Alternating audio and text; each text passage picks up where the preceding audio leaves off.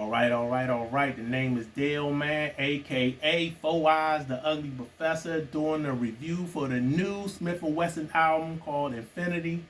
This album review is done on behalf of Old Heads Network. All right. I have to salute Smif-N-Wessun for staying together this long as a duo without breaking up.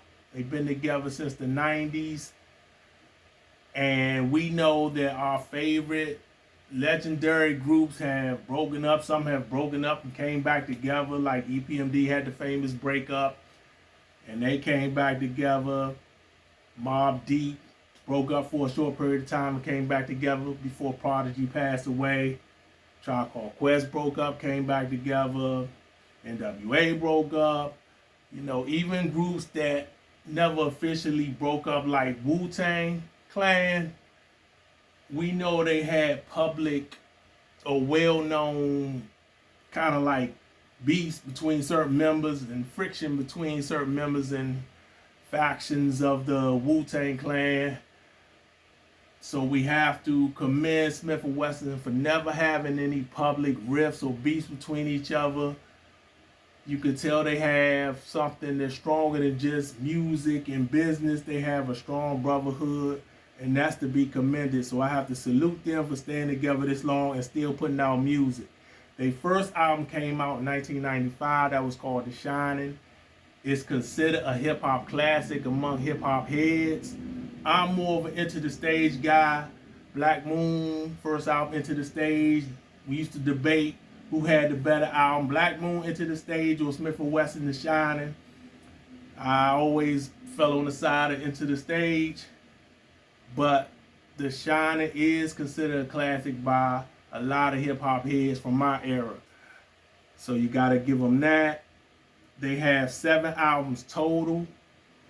That's including the joint they did with Pete Rock, which I thought was a very, very solid album. Underrated.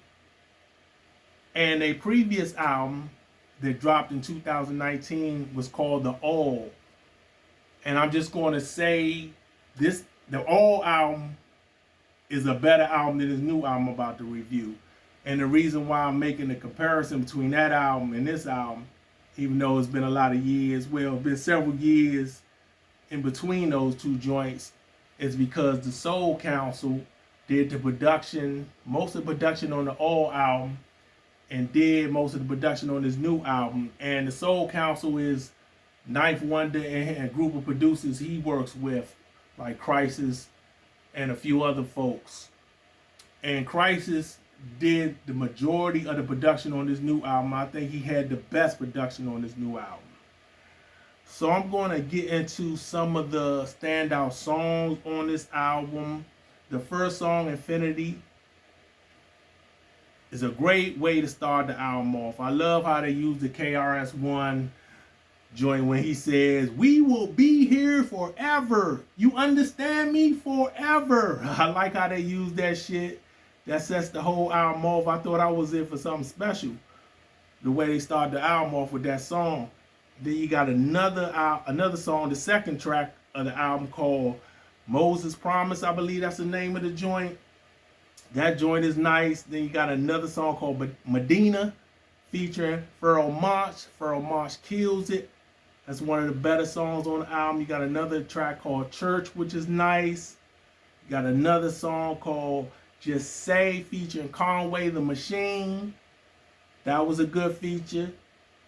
A little surprised I didn't expect to see Conway on this album, featured on this album, but it makes sense when you think about it. And then you got another joint called On My Soul featuring Buckshot, which is cool. I like the song overall, but I thought Buckshot verse was just okay. It wasn't bad, but it didn't really stand out. But the song overall is nice. Then you got another joint called Elephant in the Room that I really like. Dig the beat on that joint. I think Crisis did the majority of the joints I thought they were standout songs. My ass should have wrote down who did the production on certain songs, but I forgot to do that. As far as like the lyrics goes, I guess you say the content of what Smif-N-Wessun is doing on this new album, Infinity, I would say it's more like grown man rap shit from some niggas who used to be in the streets, basically. I like how they go back and forth with you know, they always been known for doing the go back and forth thing. They do that very well. The lyrics are nice. They on point. You know, they not super mind blowing, but they are very credible and very, very on point. Like life lessons type shit. Like I said, grown up shit.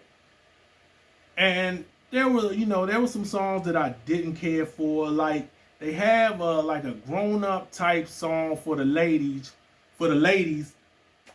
which I didn't have a problem with. I know that's kind of odd coming from them. That's something they don't typically do. But I thought at this stage of their lives, it made a lot of sense. So I had no problem with them trying to get a little sexy on the song or whatever. They don't go too far now. But I didn't really dig the production on here. I really thought that the singing didn't work on the hook. I forgot who they got singing on the joint, but it overall the song didn't work for me. And you know, then they have another song featuring Ralph Tresvant called "Shine." I thought that was all. They got a song featuring Ralph Tresvant from New Edition. I was like, what? That's something you thought you'd never see on a Smif-N-Wessun album.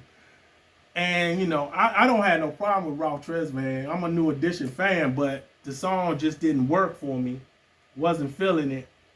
And Knife Wonder produced that joint, and I think that's the only song he produced, and I really didn't care for the beat. It didn't even sound like a Knife Wonder beat. I guess he was trying to do something different, but I really didn't care for it. And they got another song that's featuring Prodigy, you know, God rest Prodigy. It just didn't fit. His verse didn't really fit the song to me. I really didn't care for that joint. And I was a Prodigy fan. But that song didn't work for me. And then they got another song featuring Sean Price. Rest in peace again. It just didn't work for me. It sounded like a beat that Sean Price wouldn't even rap over if he was alive. It just didn't fit for me. And that was one of the few joints I believe Crisis did that joint that I didn't care for so much. It's not a bad beat, but it just, it's mid. So there was a few joints I didn't care for, but I would give this album a C+. I was thinking C+ or B-. It's kind of in between that range, but I'm leaning more to a strong C+, just on the edge of being a B-, if that make any sense. But you know, check it out for yourself. You know, you can do your own opinion on what you think of the album. And like I said, I got a lot of respect for Smif-N-Wessun. So me giving them a C+ is no disrespect. It just wasn't as good of an album as I thought it was going to be. It wasn't as good as their previous album in 2019. So there you have it. I'm done. I'm finished. Subscribe, like, and all that good shit. And I'm out. Look, mission impossible to drop a few lines without dropping old times when Southern Hill was still a gold mine. When pistol grips was my shit and I sold mine. When Alias was not a show and they told mine. CLB.